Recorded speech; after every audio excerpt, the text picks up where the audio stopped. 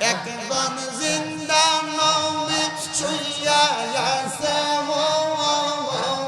মারহাবা মদিনার শহরে নবী গো আর কি দেখা হবে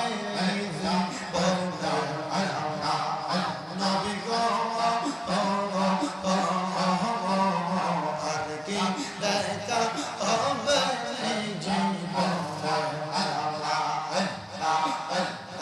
আমরা নিদিরা যাইতে সময় কাটাবো নবী তোমার দুরুদ পড়ে নবী আকি দেখা হবে জীবনে নবী গো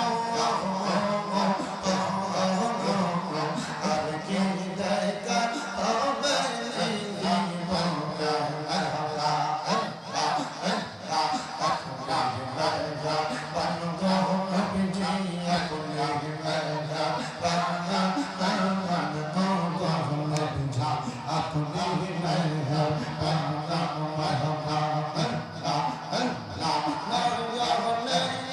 বার দেখিলে সন্ধ্যায়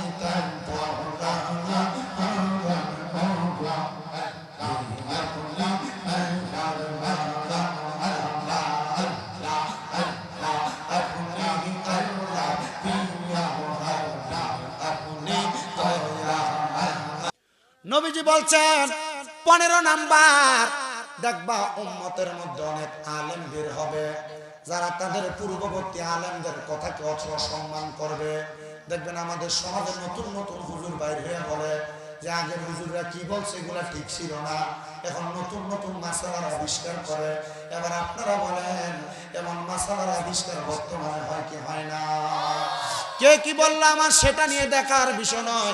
আমি আপনাদের কাছে বলবো যখন দেখবেন এমন অবস্থা হচ্ছে রে বাবারা, তখনই মনে করবেন আল্লাহ তাআলার আযাব গজব আপনাকে পাকড় করতেছে। সাহাবায়ে কেরাম বলেন নবী গো আপনি বলেন না আল্লাহ তাআলার আযাব গজব যদি পাকড় করে তাহলে আমরা কেমনে বাঁচবো? আমার নবী বলে দুনিয়া জমিনের মধ্যে তোমরা আল্লাহ তাআলার ইবাদত, আল্লাহ তাআলার কোরআন তেলাওয়াত, নবীজির দুরূদ শরীফের মাধ্যমে তোমরা তোমাদের জীবন কাটাইবা, দেখবা তোমরা পরকালে বড় শান্তি পাইবা। আসেন না বাবারা, আমরা তো জীবনে অনেক গুনাহ করেছি, অন্যায় করেছি। এই গুনার জন্য আল্লাহ তাআলার কাছে ক্ষমা প্রার্থনা করে আল্লাহর কাছে আমরা কৃষ্ণ জাতের জিকির করি। যাদের জবান আছে তাদের কাছে আমার দাবি আছে, জবান যদি থাকে চক্ষুটা বন্ধ করে দিয়ে মহব্বতের আওয়াজে আল্লাহ তাআলার কৃষ্ণ জাতের জিকির করেন।